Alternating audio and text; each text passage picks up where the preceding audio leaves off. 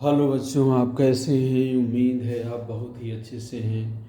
और जो भी क्वेश्चन आपको दिए जा रहे हैं निश्चित रूप से आप जो है उनको बहुत ही अच्छे से रिवाइज कर रहे हैं, क्योंकि जो भी प्रॉब्लम्स हैं वो सब प्रीवियस ईयर प्रॉब्लम हैं, प्रीवियस ईयर बेस्ड क्वेश्चन हैं और बहुत ही सिलेक्टेड क्वेश्चन हैं।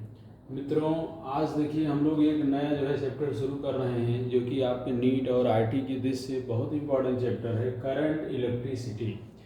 करंट इलेक्ट्रिसिटी के आज प्रीवियस ईयर क्वेश्चन हम लोग करेंगे, लेकिन प्रीवियस ईयर क्वेश्चन शुरू करने के पहले कुछ पॉइंट्स आपको जानना बहुत ज़रूरी है, क्योंकि अगर ये पॉइंट्स आपको नहीं पता हैं, गोल्डन पॉइंट्स अगर आपको नहीं पता हैं, तो श्योर है कि आप कहीं ना कहीं प्रॉब्लम सॉल्विंग के समय कंफ्यूज हो जाएंगे।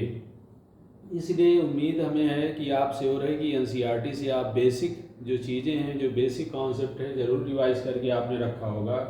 साथ ही कुछ हम आपको बूस्टिंग मटेरियल भी हम आपको दे दे रहे हैं, ताकि जो है एनसीईआरटी के साथ ये आपके कॉन्सेप्ट को और क्लियर कर दे और न्यूमेरिकल लगाते समय कहीं कोई दिक्कत ना आए।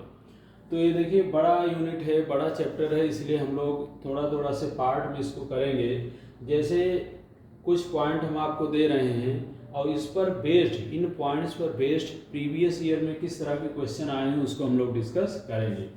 जैसे देखिए, जब करंट इलेक्ट्रिसिटी आपने पढ़ा होगा एनसीईआरटी से, तो उसमें ये चीज़ आया है कि 1 ampere of current means the flow of 6.25 into 10 power 18 electrons पर सेकेंड। अगर कहीं भी जो है किसी भी कंडक्टिंग मटेरियल से, कंडक्टिंग वायर से अगर 1 एम्पियर करंट फ्लो हो जा रहा है, तो इसका मतलब क्या है कि किसी भी क्रॉस सेक्शन से, किसी पर्टिकुलर जो है क्रॉस सेक्शन से, किसी पर्टिकुलर पॉइंट से जो है 1 सेकेंड में 6.25 इंटू 10 पावर 18 इलेक्ट्रॉन फ्लो कर रहा है through any cross section of the conductor. Clear है? और ये चीज़ आता कैसे है? क्योंकि देखिए हम लोग बहुत 9 से 8 से पढ़ते आ रहे हैं कि अगर चार्ज जो है किसी भी कंडक्टर से किसी भी पॉइंट के थ्रू अगर Q जो है T समय में जो है फ्लो कर रहा है, तो उस क्रॉस सेक्शन या उस पॉइंट से जो करंट फ्लो होगा I बराबर Q बाई क्या होता है? T होता है कि नहीं?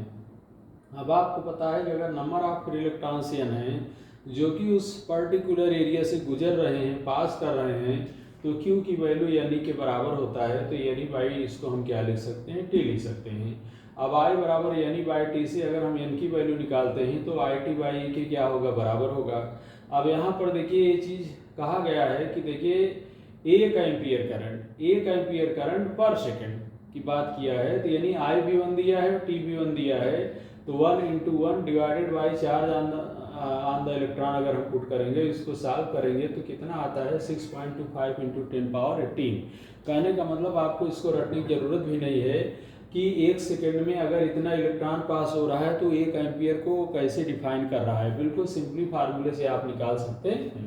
तो देखिए पहला पॉइंट इस तरह हम लोगों ने डिस्कस किया जो है कि अगर किसी भी पॉइंट से कंडक्टर के या किसी भी क्रॉस सेक्शन से अगर 1 एम्पियर करंट निकल रहा है, पास कर रहा है, तो इसका मतलब क्या है कि पर सेकेंड जो है वहाँ से जो नंबर ऑफ इलेक्ट्रॉन्स जा रहे हैं वो 6.25 इंटू 10 पावर 18 इलेक्ट्रॉन्स के क्या होंगे? बराबर होंगे। दूसरा देखिए बहुत इंपॉर्टेंट पॉइंट, अक्सर बच्चे जो है कंफ्यूज हो जाते हैं, electric field outside a current carrying conductor. अगर कोई भी करंट कैरिंग कंडक्टर है तो उसके आउटसाइड में जो इलेक्ट्रिक फील्ड होगा वो जीरो होगा। देखिए electric field outside a current carrying conductor is zero, but inside a conductor it is E equal to B by L. है कि नहीं? देखिए अगर जो कंडक्टर है उसके अगर एक क्रॉस जो पोटेंशियल डिफरेंस है, जो क्रॉस सेक्शन मान लो A और B हम लेते हैं, अगर इसके क्रॉस पोटेंशियल डिफरेंस B है और इसकी अगर लंबाई कंडक्टर की अगर L लेते हैं, तो कंडक्टर के अंदर इनसाइड द कंडक्टर जो इलेक्ट्रिक फील्ड क्रिएट होगा, जो इलेक्ट्रिक फील्ड बनेगा, जो वैद्युत क्षेत्र बनेगा, उसकी वैल्यू B बाई एल की क्या होगी? बराबर होगी। ये भी बहुत इंपॉर्टेंट पॉइंट है। अगला देखिए पॉइंट हम ले रहे हैं, current is a scalar quantity. देखिए अक्सर बच्चों के दिमाग में रहता है, अरे भाई करंट जो है वो तो फ्लो कर रहा है, उसका डायरेक्शन है, वो लगातार दौड़ रहा है, तो अगर डायरेक्शन है, दौड़ रहा है, तो भाई वो स्केलर क्वांटिटी क्यों है? जबकि करंट पर ही डिपेंड आपका करता है करंट पे ही आपका डिपेंड करता है। करंट डेंसिटी वो वेक्टर क्वांटिटी है, लेकिन करंट जो है वो क्यों स्केलर क्वांटिटी है। तो देखिए बच्चों, आपने एक वेक्टर को पढ़ा होगा कि कोई भी जो फिजिकल क्वांटिटी है वो वेक्टर क्वांटिटी कब होती है, जब वेक्टर के जो रूल्स होते हैं उसको फॉलो करता है कि नहीं।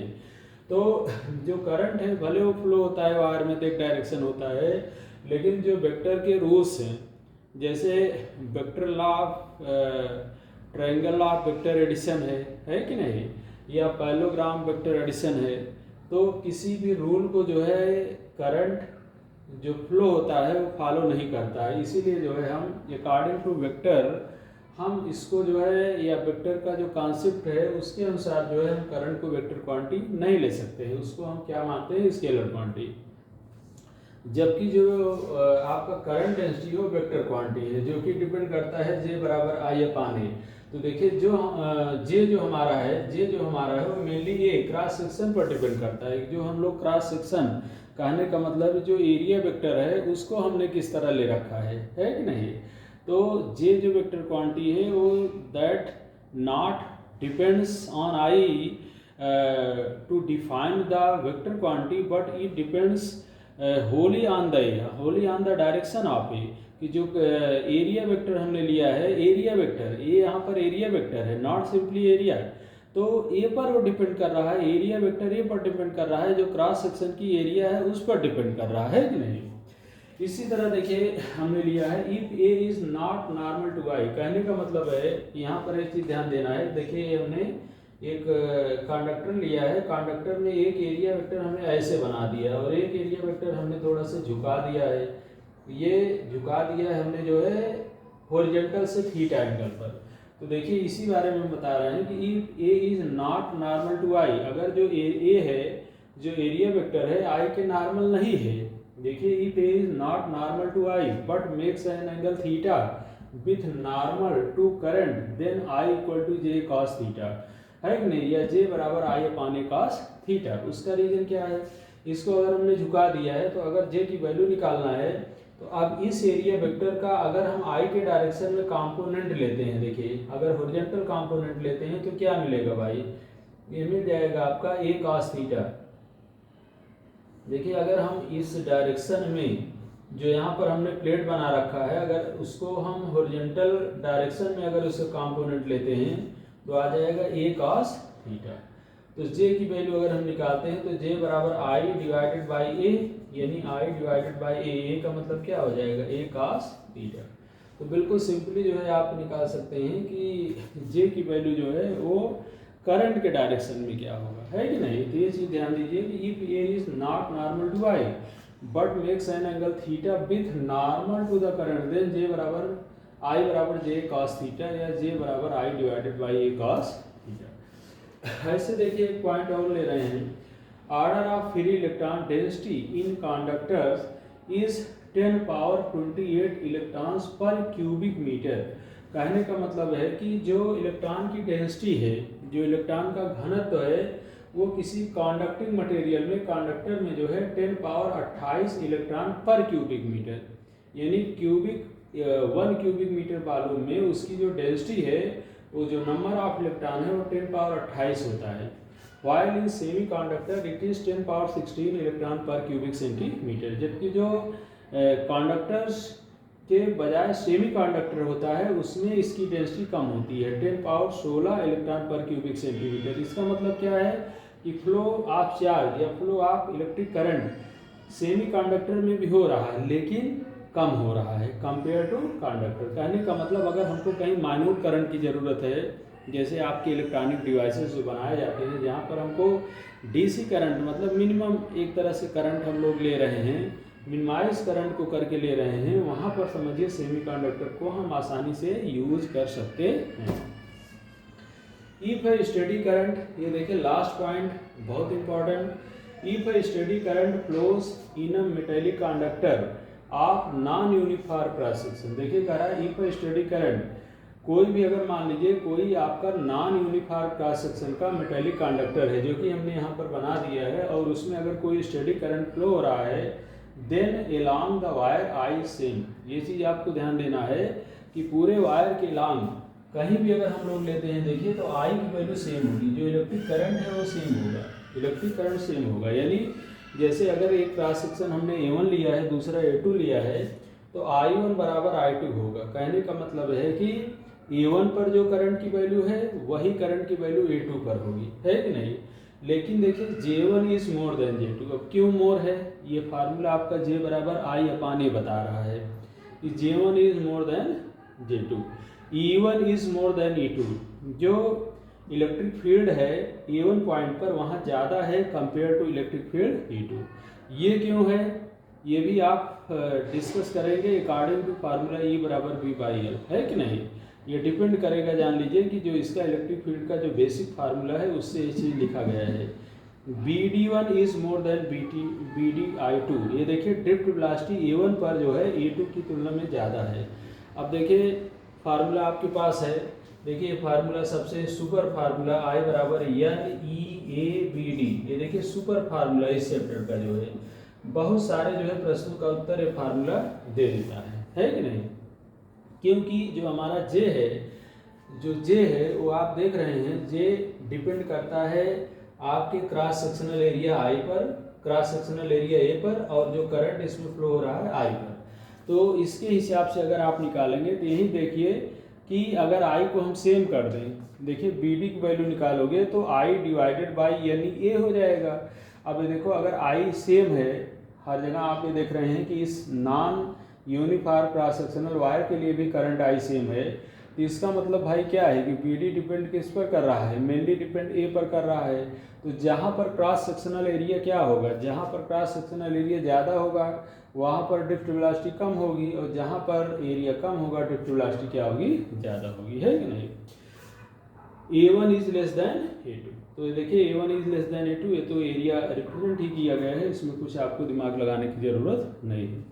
तो देखिए ये 5-6 पॉइंट आज हमने जो दिया ये बहुत इंपॉर्टेंट है, और इस पर जो है हम लोग डिस्कस करेंगे। एक पॉइंट और है उसको हम यहाँ नहीं लिख पाए, जो है इसको आपको समझना है। If the temperature of the conductor increases, जैसे कोई भी अगर कंडक्टर है उसका अगर टेम्परेचर इंक्रीज किया जाए, the amplitude of vibration of positive ions in the conductor also increases. जैसे मान लीजिए कोई कंडक्टर है, कह रहा कोई कंडक्टर या कंडक्टिंग वायर है और इसमें आप देख रहे हैं कि फ्री इलेक्ट्रॉन्स हैं, है कि नहीं। और फ्री इलेक्ट्रॉन्स होने का मतलब ये है कि वो अपने साथ जो है वो पॉजिटिव आयंस भी जनरेट कर रहे हैं, है कि नहीं भाई।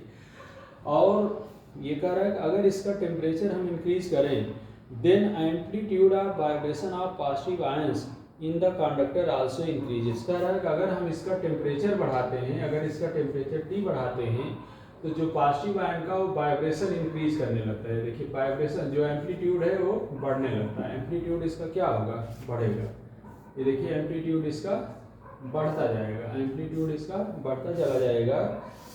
और कह रहा है due to this the free electrons collide more frequently with the vibrating ions, as a result the average relaxation time decreases, है कि नहीं। तो इसका रीजन क्या है कि जो फ्रीक्वेंसी वो बढ़ जाएगा, और फ्रीक्वेंसी अगर बढ़ जाएगा तो कह रहा है कि जो रिलैक्सेशन टाइम है वो डिक्रीज कर जाएगा, है कि नहीं। तो देखिए थोड़ा सा अगर आप NCERT देख लेंगे तो आप बहुत क्लियर हो जाएगा कि रिलैक्सेशन टाइम क्या है, ड्रिफ्ट वेलोसिटी क्या है कि नहीं, या फ्रीक्वेंसी क्या है ना। वाइब्रेशन ऑफ इलेक्ट्रॉन होता है तो 1 सेकंड में जो नंबर ऑफ कोलिजन होंगे वो उसका फ्रीक्वेंसी होगा, है कि नहीं। दो सक्सेसिव कोलिजन के बीच का जो टाइम होता है वही इसका टाइम ऑफ रिलैक्सेशन होता है कि नहीं। ये सारी चीज़ें हैं।